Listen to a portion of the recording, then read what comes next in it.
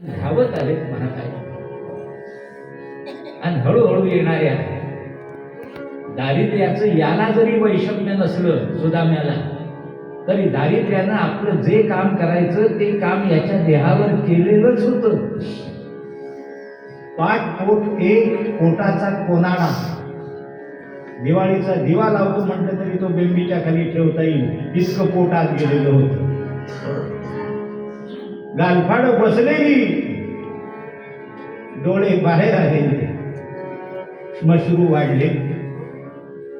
मंडळी, एखादं झाड मेलं आणि ते पूर्ण वाढलं म्हणजे त्याच्या फांद्या कशा दिसतात काटक्यांसारख्या, तसे त्याचे हात पाय दिसतात. एवढ्या लांबून चालून आलाय अनवाणी पायानं. मंडळी, तळपायाला आणि टाचेला बोट शिरेल अशा भेगा पडल्या. इतकी त्याची पावलं विदीर्ण झाली. अंगावर धुळीची पुटच्या पुट चढली. अंगावरचे कपडे लज्जा रक्षणाची स्थानं जेमतेम झाकून ठेवतील एवढेच आहे. बाकी सगळी लक्त धरून अंगावर. असा दरिद्री नारायणाचा मूर्तिमंत अवतार म्हणजे हा सुदामा.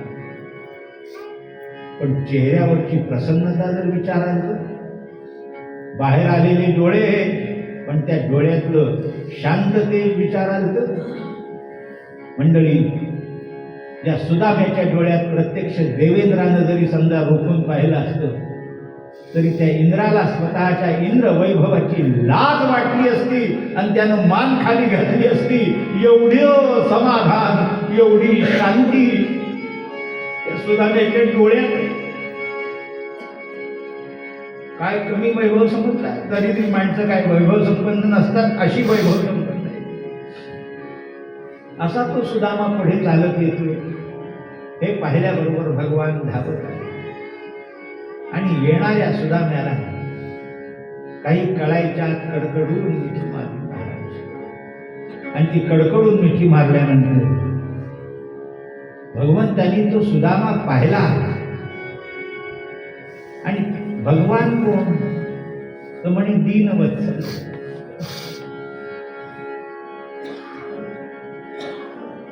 भगवंताचं असलेलं गुणवैशिष्ट्य काय, स्वभाव वैशिष्ट्य काय? तर म्हणे दीनवत्सल. तो दीनवत्सल असल्यामुळे एका नजरेत सुदामा पाहिल्याबरोबर भगवंताच्या लक्षात जर काय आलं असेल तर देखी सुदाम की दीन दशा. त्या सुदाम्याचं असलेलं दैर्य काय आहे प्रपंचातलं, मंडळी, हे भगवंतांनी ताबडतोब ओळखलं. देखी सुदाम की दीन दशा, करुणा करिके करुणा निधी रोये. दीनवत्सल, करुणा कर, करुणा निधी. कोणाची विशेषण आहे ती? भगवंताची विशेषण आहे. तो दीनवत्सल आहे, तो करुणा कर, तो करुणा निधी आहे. असा असल्यामुळे मंडळी, प्रत्यक्ष कारुण्य, प्रत्यक्ष दीनत्व हे डोळ्याने पाहिल्यानंतर त्या करुणानिधीचं काय? मला सांगा, साधा नियम. चंद्राचा आणि समुद्राचा संबंध आपल्याला होता. चंद्राची पूर्णावस्था झाली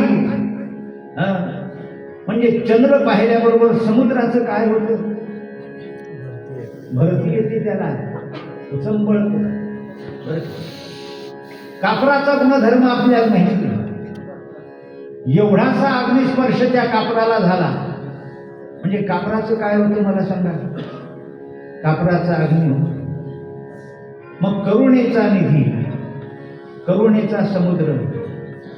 आकर म्हणजे समुद्र, निधी म्हणजे समुद्र. दिनांचा वत्सल, यातलं तो ज्यांचा आहे. ती अवस्था दिसल्यानंतर काय होईल? तो उचंबळेल का नाही? मंडळी, जे दिसतं त्याच्याशी तद्रूप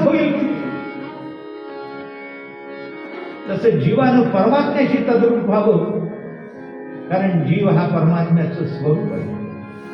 काय मग व्याकुळ झालेला जीव आल्यानंतर परमात्म्यानं काय करावं? उलटा प्रश्न विचारा बरोबर, की त्या परमात्म्यासाठी व्याकुळ झालेला जो जीव आहे तो पाहिल्यावर परमात्म्याने काय करावं? अहो, परमात्म्याने काय करावं म्हणून काय विचारतात? त्यांनी स्वतःचं परमात्मा पण विसरावं आणि जीवाला स्वतःच्या कवेने ठरलेलं आहे हे. त्याच्यामुळे देखी सुदामती दीन दशा करुणा करिके करुणानिधी होई. सुदामाला मिठी मारल्याबरोबर भगवंताला ते भडभडून आलं. मंडळी, त्या भडबडण्यामुळे भगवंताच्या डोळ्यातल्या अश्रू त्या सुदाम्याच्या खांद्यावर असलेलं जीर्ण शिर्ण जे उपवस्त्र म्हणजे उपर्ण होतं ते पिळून काढण्यात इतकं भिजलं. आणि एवढ्या या त्रिभुवन श्रीमंत षड्गुण ईश्वरी अशा माझ्या मित्रानं मी या अवस्थेत असलेला इतकी वर्ष गेलेला पण मला विसरलं नाही हो. सेवकांनी वर्दी दिल्याबरोबर काय धावत आलं, काय कडकडून मिठी मारली. भगवान त्याच्या अवस्थेला भडभडले आणि सुदामजी त्याच्या कृपेनं भडभडले. मला विसरलं नाही. तेच प्रिय, तो स्पर्श, तीच मिठी. म्हणून दोघे जण रडतायत, पण दोघांची रडण्याची कारण वेगळी. दोघांची रडण्याची असलेली कारण वेगळी. दोघांनी आपापल्या अश्रूंना वाट मोकळी करून दिली. प्रेमानं हाताला धरून सुदाम्याला आतमध्ये आणि सिंहासनावर बसवलंय महाराज. हो, सिंहासनावर बसवलंय. सगळ्या अष्टनायिका भराभरा जमल्या. त्यांना थोडंसं नवल वाटलं की भगवंतांना ब्रह्मवेत्ती प्रिय आहेत, बरोबर, पण या अवस्थेतला ब्रह्मवेत्ता त्या राण्यांनी अगोदर कधी पाहिला नव्हता. म्हणून आश्चर्यचकित मुद्रेनं पाहतायत. त्या भगवंताने सांगितलं, पाहता काय, हे माझं ब्रह्म आहे. बघू नका, याच्या स्वागताची तयारी करा, याचे पाय धुण्याची तयारी करा. पण त्यांना तयारी करायला सांगितली. सुवर्णाची परात आणली सुदाम्याचे पाय ठेवण्यासाठी. त्याच्या पायावर दूध घालायला दुधाचे गडू भरून आणले, घागरी भरून आणली. पण महाराज वर्णन करताना असं केलं की पाणी परात को हात चुयो नहीं, नैन के जल से पग धोये. पण आणलेलं ते पाणी लागलं नाही पाय धुवायला, ते दूधही लागलं. हे पहा, फार श्रमून दमून आपण आलो की अवयव श्रमून आल्यानंतर त्याचा श्रम परिहार करण्याचा उपाय आपल्याला सगळ्यांना ठाऊक आहे. आपण खूप दमले, पाय दुखले, फिरून चालून चालून चालून, म्हणजे आल्यानंतर पाय धुवायचे तर थंडगार पाणी ओतून घेत नाही आपण, आणि शुकताचं तर अजिबातच घेत नाही. पायाचा बर्फच व्हायचा तुम्हाला. मग पद्धत काय आहे, तर श्रम परिहार व्हावा, पावलं दुखावलेली जी आहे त्यांचं दुःख हरण व्हावं म्हणून आपण गरम पाणी सुद्धा घेत नाही तर दुखणं राहिलं अलीकडे, भाजण्याची आग वेगळी, असं होईल. मग आपण काय करतो, कोमट पाणी घेतो पावलांवर, किंवा जिथे अंग दुखते तिथे कोमट पाण्याची, सहन होईल एवढ्या गरम पाण्याची आपण धार सोडतो आणि त्या अवयवाला आराम देण्याचा, दुःख हरण करण्याचा प्रयत्न करतो. तुम्हाला सांगतो, ते कोमट पाणी ज्या उष्णतेचं असतं ते प्रेमाश्रू जेव्हा डोळ्यातनं व्हायला लागतात मंडळी, ते अश्रू हातावर घेऊन पहा, ते तसेच कोमट असतात. सुदाम्याला झालेला प्रवासाचा जो शीण आहे तो शीण साध्या पाण्यानं निघणार नाही, म्हणून भगवंतांनी स्वतःच्या डोळ्यातल्या अश्रूंनीच त्याची पावलं धुतली. काय करून काय नाही असं श्रीकृष्ण चंद्राला होऊन गेलं महाराज. भगवंताची ही भावविभोर अवस्था त्या सुदामाला पाहिल्याबरोबर झाली. तेव्हा त्या अष्टनायिकांना लक्षात आलं की आलेला हा सामान्य नाही. भगवान असं स्वतःचं देवपण विसरून, स्वतःचा अधिकार विसरून अशी कोणासाठीच वागत नाही, करत नाही. कोणीतरी अधिकारी असलं पाहिजे. आणि म्हणून त्या सगळ्या जणी सुदाम देवांच्या नमस्काराला गोपाल कृष्ण भगवान की त्यांना नमस्कार करायला आले. सुदामेची पूजा केली भगवंतानी, त्याची पावलं अश्रूंनी धुतली, त्याच्या पायाच्या भेगा आपल्या हाताने कुरवाळल्या, त्याची पावलं स्वतःच्या खांद्यावरच्या रेशमी उपरण्याने पुसली आणि त्या पावलांची पूजा केली. कशी म्हणून? महाविष्णू स्वरूपिणी. भगवान पूजा करतायत सुदामेची. कोणत्या भूमिकेतनं? महाविष्णू स्वरूपिणे ब्राह्मणाय इदमासन. हा सुदामा, मी आहे परमात्मा, पण माझं परमस्वरूप मी ज्याच्यात गुंतो तो हाय, हे समजून त्या सुदाम्याचं पूजन केलं. असं भक्तिभावानं गंध, फुलं, अक्षता, हार, गजरे, मंडळी हे वरवरचे हा उपचार. पावलांकडे पाहता कोणत्या दृष्टीनं आणि कपाळ टेकवीत असताना मंडळी अंतःकरणात उचंबळून आलेला भाव कोणता, हे खरं पूजन. बाकी हार, गजरे, फुलं काय चारण्याला मिळतात बाजारात, ते वाहिले म्हणून पूजा झाली असं नाही. अगदी चंदन वाहिलं उगाळलं असेच मेलं. 2000 रुपये किलो. 2000 रुपये तुम्हाला पाहिजे तेवढं चंदन वगळून देवाच्या कपाळावर आणि कोणाच्या पायावर घालता येईल. ती पैशाची पूजा झाली, द्रव्यानी, वस्तूंनी. खरं पूजन कसलं? डोळ्यातल्या अश्रुती. जे ज्ञानेंद्रिय आहे मंडळ, ही ज्ञानेंद्रिय ज्याची पूजा करायची त्याच्या रूपानं न्हावून निघाली, त्याच्या स्पर्शानं मोहरून निघाली, तद्रूप होऊन गेली बुद्धीसहित. म्हणजे जी अवस्था घडते त्याला पूजा असं म्हणतात. बाकी जे करतो ते सगळे उपचार, गंध, फुलं, म्हणजे ते करू नये असं मला म्हणायचं नाही. जरूर अभिव्यक्त होण्यासाठी काहीतरी साधन पाहिजे. त्याच्यामुळे अभिव्यक्तीसाठी औपचारिक साधनं गरजेचीच आहे, ती करू नये असं नव्हे. पण खरं पूजन कोणतं जर विचाराल तर या अभिव्यक्तीबरोबर बुद्धीसहित ही असलेली संवेदनेंद्रिय म्हणजे ज्ञानेंद्रिय, कर्मेंद्रिय ही त्या ठिकाणी एकवटली पाहिजे, हे सांगण्याचा उद्देश. अष्टनायिकांनी या पद्धतीनं केलेली भगवंताची पूजा पाहिली. त्यांना सांगावं लागलं नाही. हा अधिकारी आहे. रुक्मिणीसह सगळ्याच असलेल्या भगवंताच्या सौभाग्यवती येऊन त्या सुदाम देवाला मोठ्या भाविकतेनं नमस्कार. भगवान शेजारी उभे राहिले. सुदाम्या, वहिनी क्रमांक 1, तुझी वहिनी क्रमांक 1. असं अष्टपुत्रा सौभाग्यवती भव.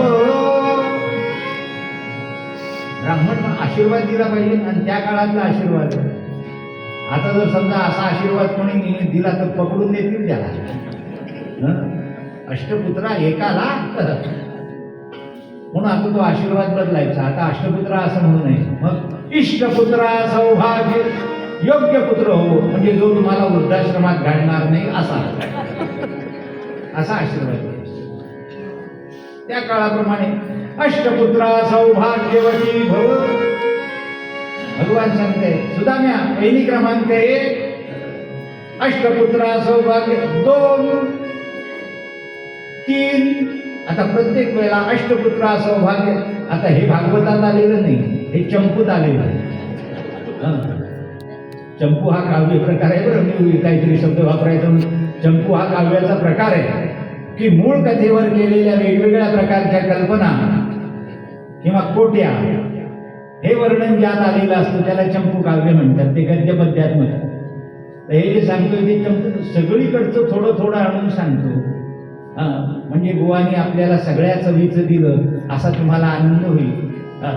ते चंपूत आलेलं आहे. वैदिक क्रमांक 6 अष्टपुत्रा सौभाग्य. आता एवढा मोठा आशीर्वाद नमस्कार केल्यानंतर अष्टपुत्रा सौभाग्यवती भव. अष्टपुत्रा हे किती वेळा म्हणाल तुम्ही? म्हणून पहा, नमस्कार जसे पटापटा चालले तसे फारच झालं तर 25-30 वेळा म्हणून मग जीभ आडवी पडायला लागते. अष्टपुत्र भव. त्या सुद्धा मी अगोदरच अशक्त होतो, एवढ्या लांबून प्रवास करून आलेला. आणि बरं नुसत्या 8 राण्या झाल्या आणि संपलं का नाही? त्या 16,000 जे होते तेही आल्या. त्या सगळ्याच राण्याने ही एवढी फौज आलेली पाहिली सुद्धा. आणि कोणीही विचारलं, कृष्णा नाही म्हणजे तू काळजी करू नको, तुझा दम पुरेल इतके आहे. आशीर्वाद देण्याचा तुझा दम जेवढा पुरेल तेवढे आहे.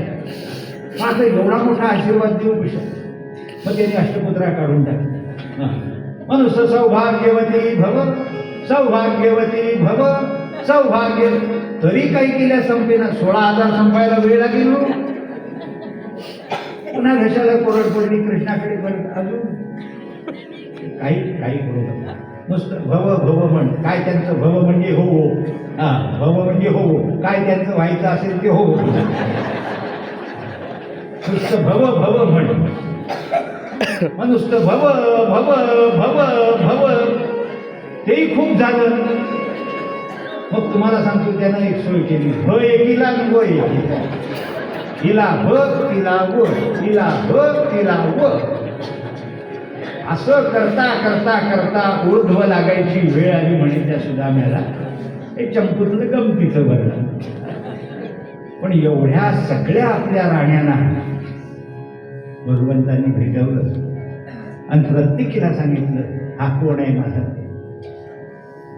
भगवंतांनी त्याच्या अंगावरची सगळी ती लक्तरं जी होती, वस्त्र फाटकी तुटकी जीर्ण मलिन झालेली, ती सगळी काढून घेतली. सुंदर आपली वस्त्र पितांबरासह वर्तमान ही त्याच्या अंगावर घातली. आणि असा तो सुदामा मुक्कामाला ठेवून घेतला. दुपारच्या वेळेला आलेला. रात्री सुदामा विश्रांतीला पहुडले. भगवान मंडळी त्याचे पाय चोरून देत आहेत, त्याची पावलं चोरून देत आहेत. दोघं जण गप्पा गोष्टींमध्ये रमले. दिवस गेला, रात्र गेली, दुसरा दिवस गेला. सुदाम्या माझ्यासाठी तू काय आणले? ते सुदाम्याच्या पोह्याचं जे फार वर्णन केलं जातं ते वर्णन श्रीमद भागवतात फारसं केलेलं आहे. भेट म्हणून आणलेली ती पोह्याच्या चुऱ्याची पुरसुंडी भगवंतांनी ग्रहण केली प्रेमाने, एवढंच वर्णन आहे. बाकी काही देवघेवीचा व्यवहारच नाही. मित्राकडे जाताना रिकाम्या हाताने कसं जावं अजिबात सुदाम्याला काही वाटलं नाही. मित्राकडे जाताना रिकाम्या हाताने काय, हात रिकामे असो पण काही असो, फक्त हृदय भरलेलं असलं पाहिजे एवढी किंमत असते. त्याला भेटायला जायचं तो जर अत्यंतिक प्रिय आहे तर बरोबर काय नेलं, केळी नेली का, पेढे नेले का, काय नेलं, वस्त्र नेली का, प्रावरण, हे महत्वाचं. किती हृदय भरून नेलं प्रेमाने हे महत्वाचं. मंडळी सुदामीने पोहे आणले का आणखीन काय आणलं हे महत्वाचं नाही. जे प्रेम भरून आणलेलं होतं त्या प्रेमरसाचं भगवंताने आकंठ पान केलं. भगवान तृप्त झाले. सुदामदेव म्हणाले आता कृष्णा झाली तुझी भेट झाली, आनंद झाला मला. भगवान म्हणाले मलाही झालं, मग जाऊ आता. नाही म्हणले, आग्रहाने काही ठेवून देऊन काही घेतले नाही तुम्हाला. म्हणा बर.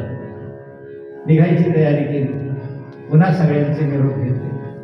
आता सुदामदेव निघणार. ते यांनी आल्या दिवशी जे यांच्या अंगावरचे कपडे काढून ठेवलेले होते लंतर, ते सगळे समोर आणले. हे तुझे कपडे, हे नेस म्हणले. हे जे अंगावरचे काढून ठेव सगळे, हे मी तुला माझे दिले होते. खरं का? बरं. सुदाम यांनी भगवंतांनी दिलेली जी वस्त्रप्रावरण होती ती सगळी अंगावरची बदलली आणि येतानाची जी आपली होती मंडळी ती वस्त्रप्रावरण आपल्या अंगावर घेतली आणि निघाले. सगळं नगर निघालं. या सुदाम्याला निरोप द्याला. नगर लोकांना नवर वाटते का एवढा यांचा जवळचा मित्र आला, तो जसा आला तसाच परत पाठवते. काही त्याला देणं घेणं नाही. तो फाटक्या कपड्यात आला आणि फाटक्याच कपड्यात चालला. हे याचं बाकीच्यांना नवल वाटायला लागलं, पण सुदाम्याला त्याचं यत्किंचितही नवल वाटलं नाही. त्याच्या मनात सुद्धा की मी एवढा याला भेटायला आलो, यानं मला काही दिलं नाही. उलट मला 4 दिवस घालायला जे कपडे दिलेले होते, त्याचे अलंकार दिले होते, तेही सगळे काढून घेतले. सुदामा सरळ आहे. महाराज मनाने विचार करतो, बरोबर आहे. एवढ्या लांब रानावनात मी आलो, चोरा चिलट्यांचं भय नाही. ते चोर माझं लुटून न्यायचं ते नेवं, पण लुटून नेण्याच्या निमित्तानं जर त्यांनी मला हाणलं मारलं तर मला मार खावा लागू नये म्हणून यांनी काढून घेतलं. इतका सरळ विचार आपल्याला करता येईल का? कथेला कुठे गेले आणि काहीही पाकिट न देता बुवांना तसंच परत पाठवलं तर बुवा असं म्हणतील का वाटेत आपलं पाकिट मारल्या जाऊ नये म्हणून यजमानाने आपल्याला तसं पाठवलेलं आहे असं म्हणणारा माईचा लाल एक तरी बुवा काढावं असा विचार करील काय कोणी? नाही महाराज, असा विचार करायचा जर असेल तर त्याच्यासाठी हृदयाचं जे सरळ कोण लागतं, जी निर्व्याजता लागते, जी निरागसता लागते, ती आमच्यासारख्या बनेल माणसांना येणं कधी शक्य नाही. ती सुदाम्यासारखे असलेले निर्मळ अंतःकरणाचे जे आहे त्यानेच हा विचार करावा, त्यानेच आपल्या मनाची समजूत अशा पद्धतीने करून घेतली. कशाचीही अपेक्षा न ठेवता सुदामा जेव्हा निघाला तेव्हा भगवान मनाशी विचार करते, काय माझा मित्र हो, मला एक कपर्दी फुटकी कवडी सुद्धा यानं मागितली, माझ्याकडनं याची काहीही अपेक्षा नाही. म्हणून चंपूकाराने वर्णन असं केलंय.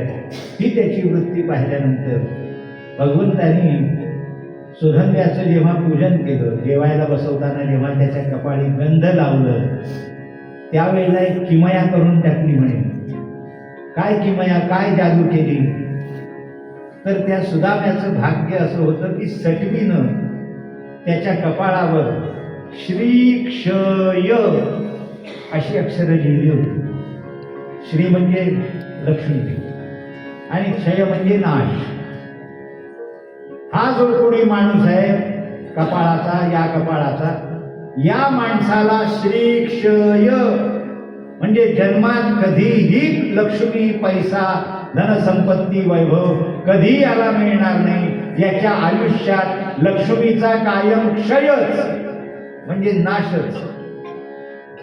भगवंतानी त्याच्या कपाळाला गंध लावण्याचं निमित्त करून ती जी श्रीक्षय अशी अक्षरं लिहिली होती ती गंध लावण्याच्या निमित्तानं उलटी केली. श्री क्ष य क्ष श्री. यक्ष म्हणजे कुबेर, मी नव्हे, तो अलकानगरीचा. नाही तर कुबेराची संपत्ती, श्री म्हणजे संपत्ती, कुबेराची संपत्ती याला लाभो असं जर समजा या कुबेराच्या अर्थाने घेतलं असतं तर झांज आणि चिपडी, ज्याच्या पलीकडे त्याला काही मिळालं नसतं. आमची संपत्ती तेवढीच आहे. पण भगवंतानी ती अक्षर बदलली. श्री क्षय असं जे होतं ते यक्षश्री. आणि आपल्याला सांगतो अक्षरशः सुदामाच्या नगरीत राहत होते मंडळी ती नगरी कुबेराच्या नगरीसारखी वैभव संपन्न झाली. कुबेराच्या वैभवासारखं मंडळी अत्यंत सुंदर असं वैभव त्या सुदाम्याला मिळालं. असं भगवंताच्या आयुष्यातलं, जीवनातलं, चरित्रातलं असलेलं सोनेरी पान ज्याला म्हणावं मंडळी, ते सोनेरी पान म्हणजे हे सुदामा आख्यान आहे. ते सोनेरी पान म्हणजे ही सुदाम्याची कथा आहे.